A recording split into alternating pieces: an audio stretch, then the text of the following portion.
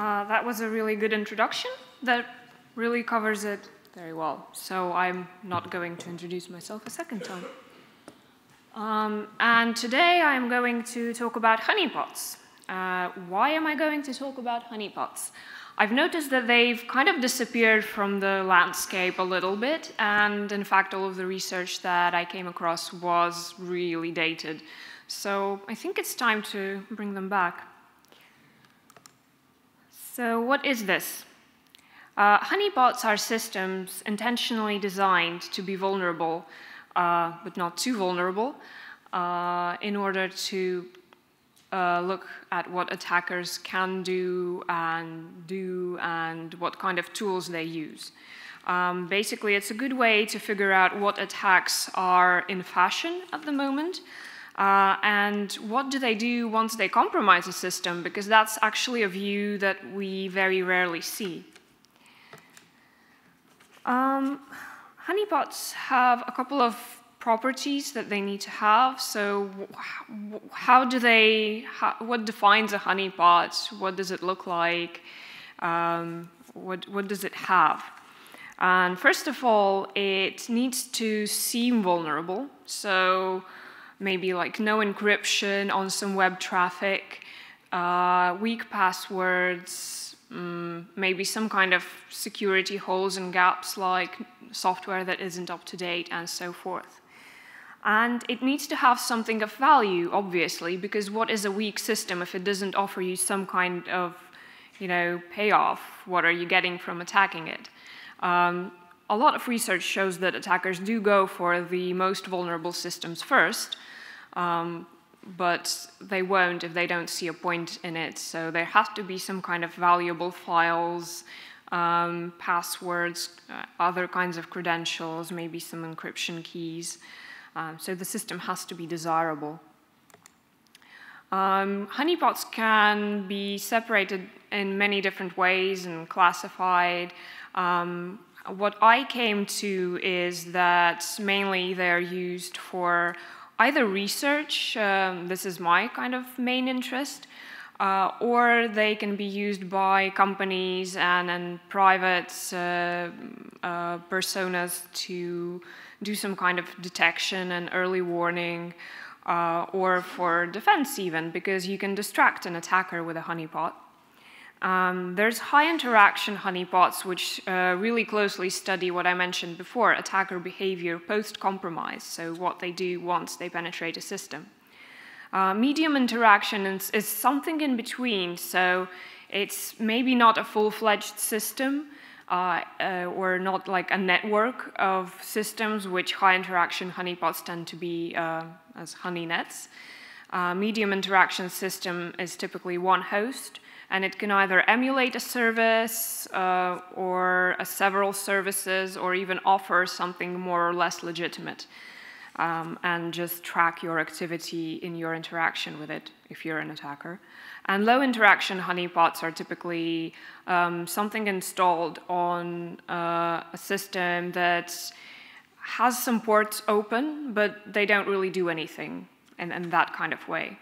And there's another thing that's kind of coming on the horizon, maybe, also AI-related, because I couldn't steer away from AI as much as I tried, is adaptive honeypots, and I will talk about them a little bit later. There's a lot of benefits to using honeypots, which is why I wanted to talk about them. I think organizations and companies can benefit a lot by having a honeypot in their system, depending on where they have them, of course. As I mentioned, they're really good as an early warning system, as you can very quickly figure out that something's going on, because honeypots need to be very closely monitored, so you always see the kind of activity that's going on there. They give you fewer false positives than other systems, because typically all the traffic that occurs on a honeypot is malicious traffic or attack traffic. This isn't always strictly true, but it is kind of 90% true, so it's good enough. And it doesn't have the kind of problems that IDS and IPS systems have with encrypted traffic or the very modern IP version 6 traffic that actually began something like 10 years ago. But we're still catching up with it. It's definitely a high-quality research tool because, again, you can study attacker behavior and you can figure out what they're really after and what kind of new attacks maybe even they have in their pockets in order to achieve their goals. It's also very good for things like malware analysis and attack appropriation. Because there's a couple of honeypots that are actually specialized in gathering this kind of information, just downloading random malware that gets thrown around.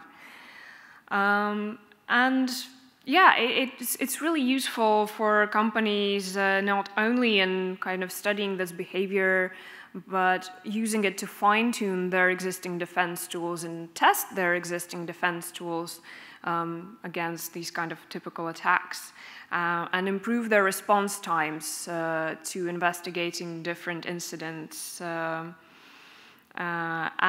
also, not less importantly, distract attackers from their real assets. A little bit of an interlude. So again, the main kind of thing, I think, the main value of honeypots is in studying attacker behavior, and what it comes to is cybercriminal profiling, kind of a small mini passion of mine. I wrote my thesis on cyberstalking profiling, actually. And I think it's also a very useful tool in helping security professionals, be it researchers and even pen testers, to kind of focus their efforts and minimize the time it takes them to do anything. We can study attacker motive, their skill and experience, the kind of tools they go for. We can categorize them, and that actually gives us a lot of power in how we stop them and how we approach looking for vulnerabilities or potential compromises in our systems. And definitely increases the reliability of any analysis that we do on our IDS logs or firewalls. There's a lot of common behaviors that occur between different attackers, and they can help group them into sort of attacker families. They can help trace origins of different attacks and thereby really know our attack landscape. There's already a lot of attacker types kind of predefined by researchers and professionals in I think it was actually started by the classic criminal profilers who said that, hey, actually we can apply all of this stuff to cyber criminals as well. And they started developing these kind of attacker types. And yeah, this kind of stuff can really help us in building our defenses and in testing the existing things that we already have. And back to honeypots. There's obviously a lot of downsides to running honeypots. One is definitely the data volume, because you still have to analyze logs. It's the same problem that you have with IDS and firewalls and your typical tools, is that someone has to do the manual work.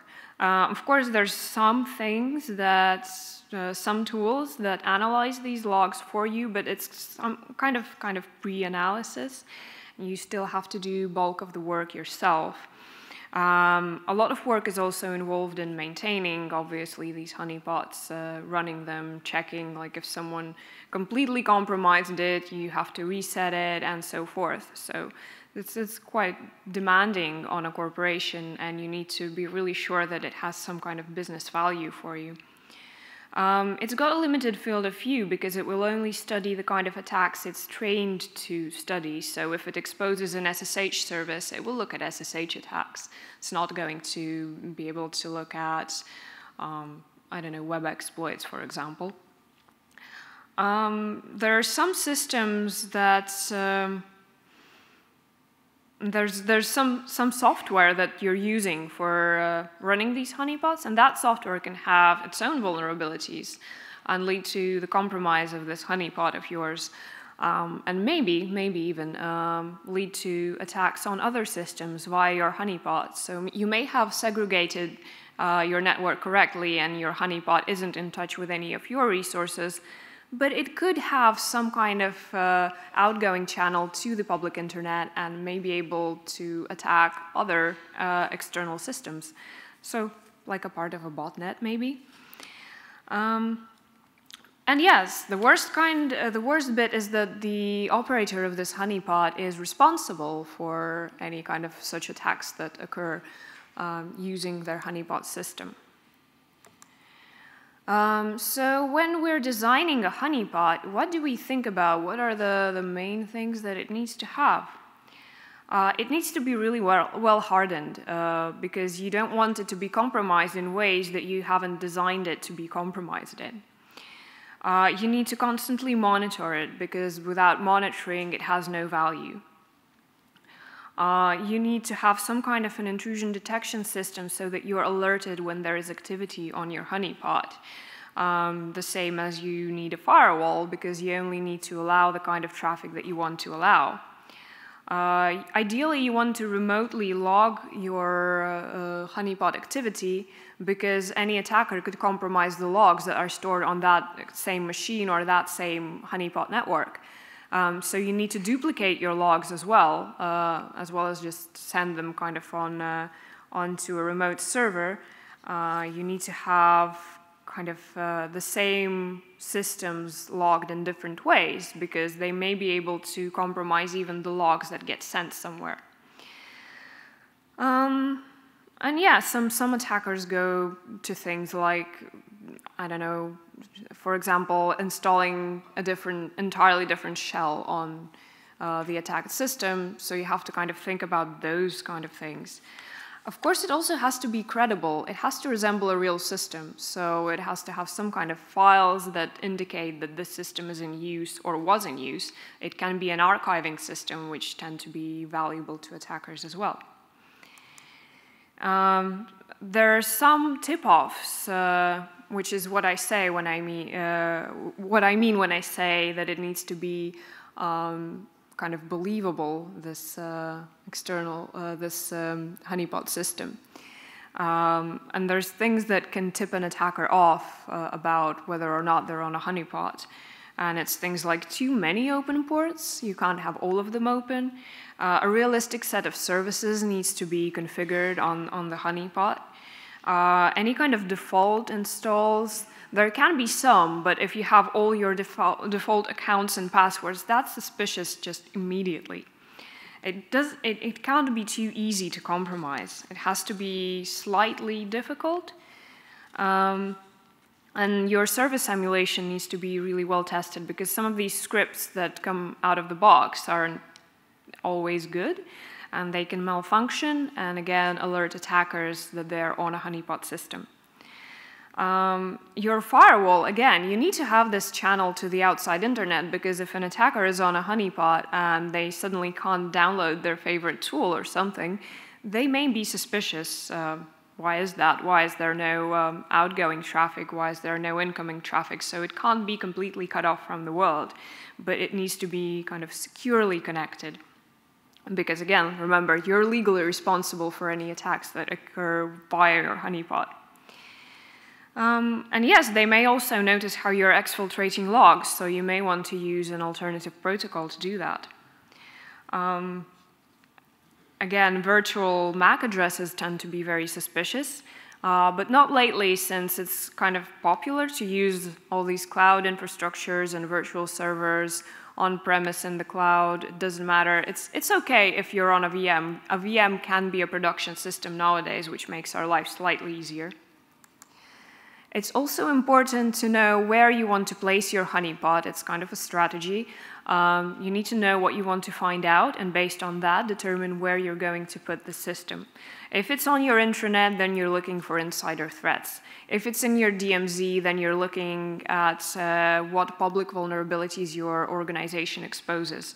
And you can put it on public internet for research and just look at what kind of attacks are in fashion. Maybe there's some new exploits that people are throwing around. especially in terms of automated attacks, it may be really interesting to find out what are the modern tools concentrating on. So I've come up with a small kind of design proposition for a honeypot, and in the following slides I'm going to show you maybe how I've configured my honeypot, and then explain maybe why I didn't use something that's kind of pre-configured. KIPPO is an SSH honeypot that opens the SSH ports to attackers and then logs all of their interactions with it. It's very valuable in terms of gathering passwords, for example.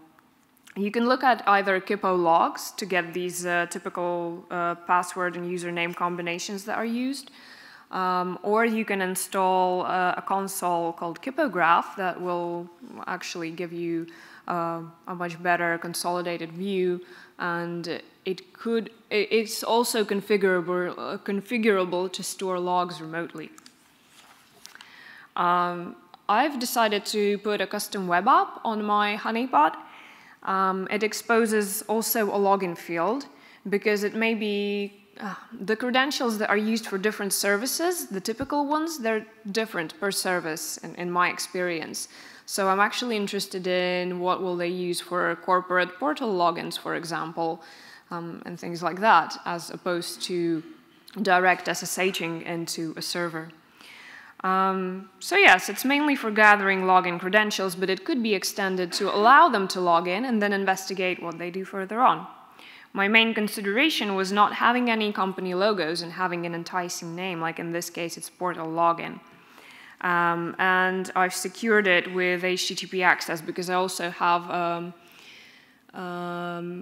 KIPPOGraph and something else, and a shadowd console also running on the same server, for reasons I'll maybe get time to explain later.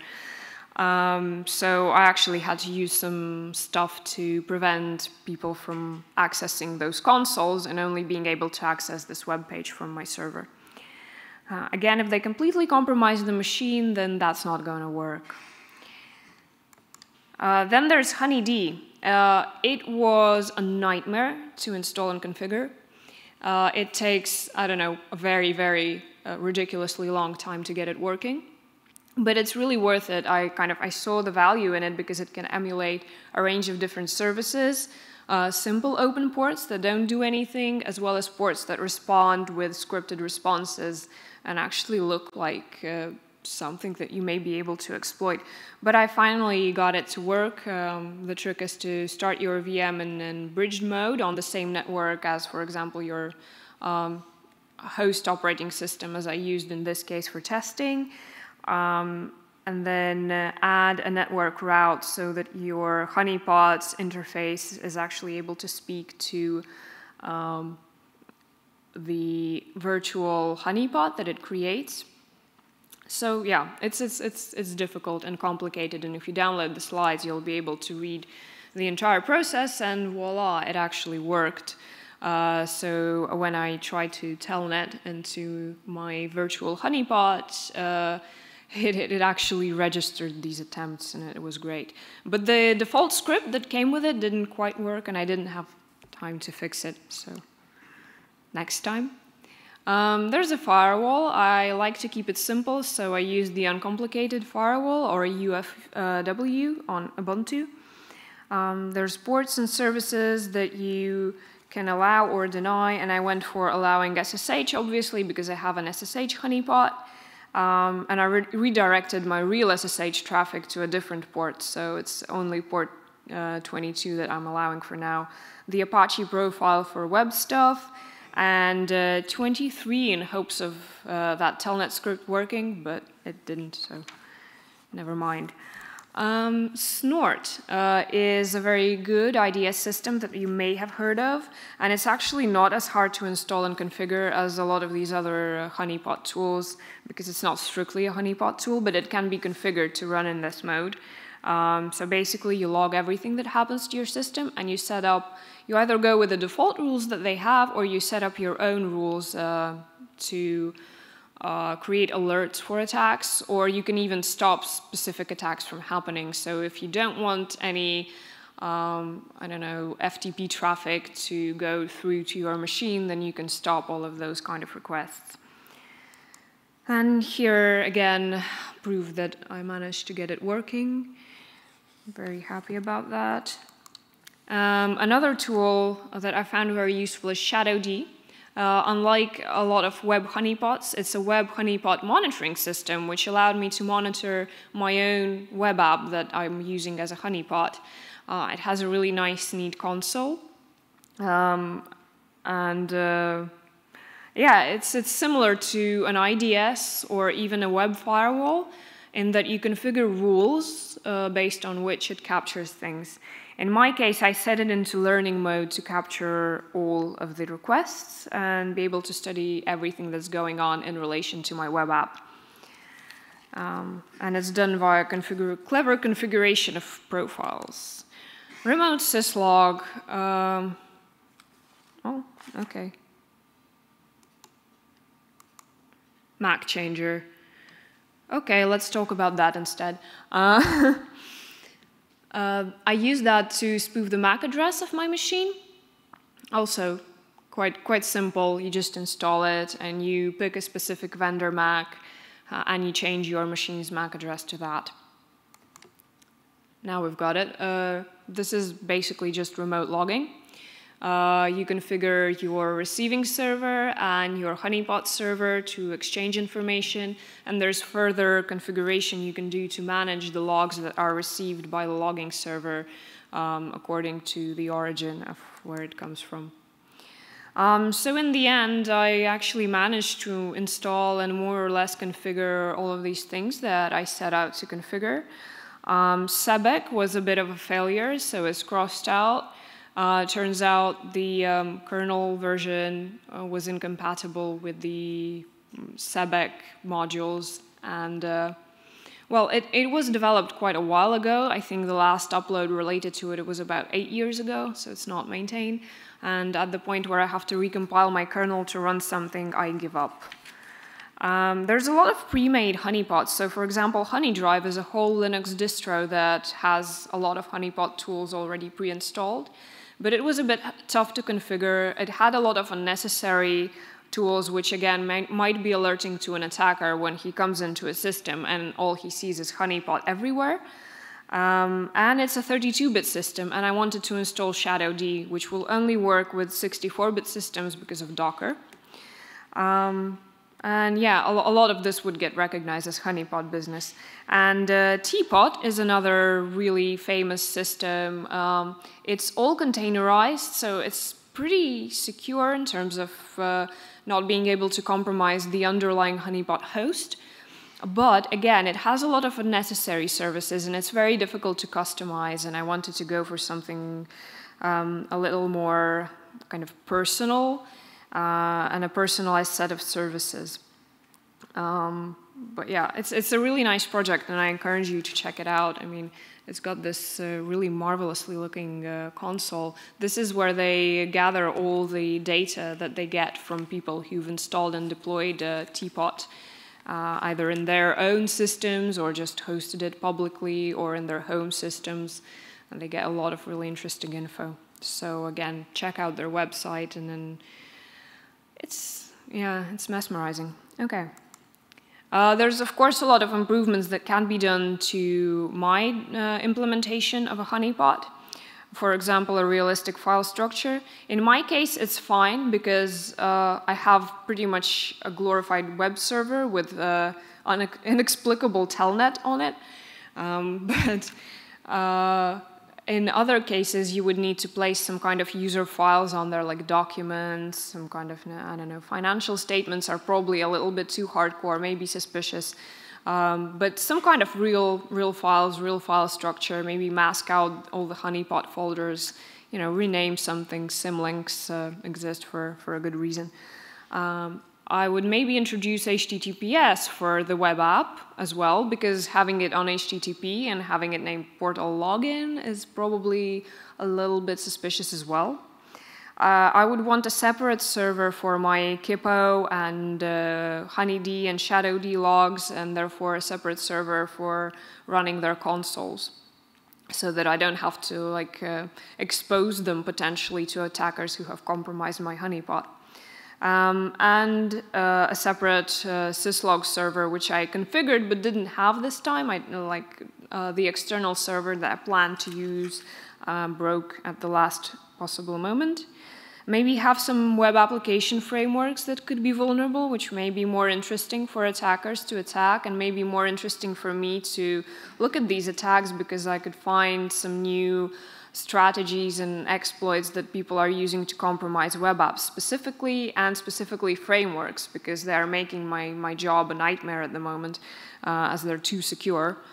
And expose more services, improve my configurations for the IDS and WAV, because in this case, I just had the basic rules and a couple of rules related to the services I was exposing. And maybe look at that covert exfiltration of log data.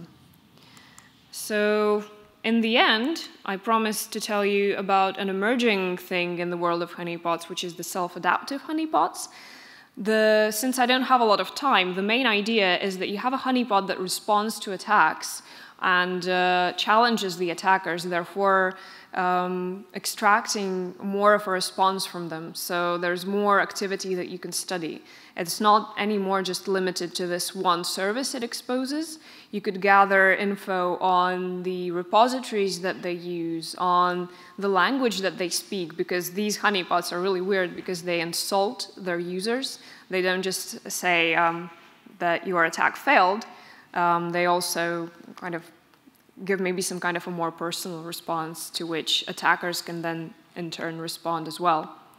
And it's kind of more helpful than other honeypots in determining whether or not it was an automated attack that you're actually looking at. So yes, it's a piece of research also referenced and then at the end of my slides, which I encourage you to look at as well. It's really interesting.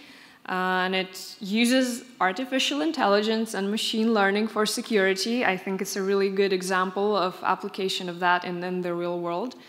And I'm hoping to maybe at some point have the opportunity to work with something like that. And thank you. Do you have any questions? There's also tools and projects and references at the end. Thank you, Alise.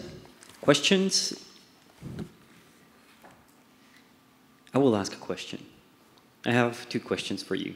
The first question is a really fast one. What is your favorite text editor? Notepad++. I saw Nano being used everywhere.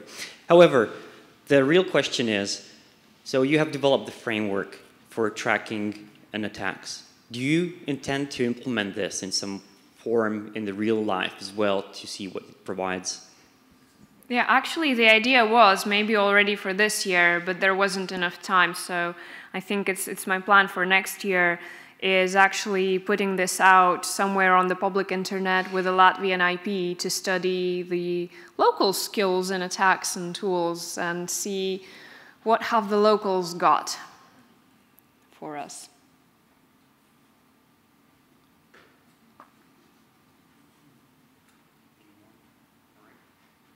Any more questions? If there are no questions, thank you, Alise, for your wonderful presentation.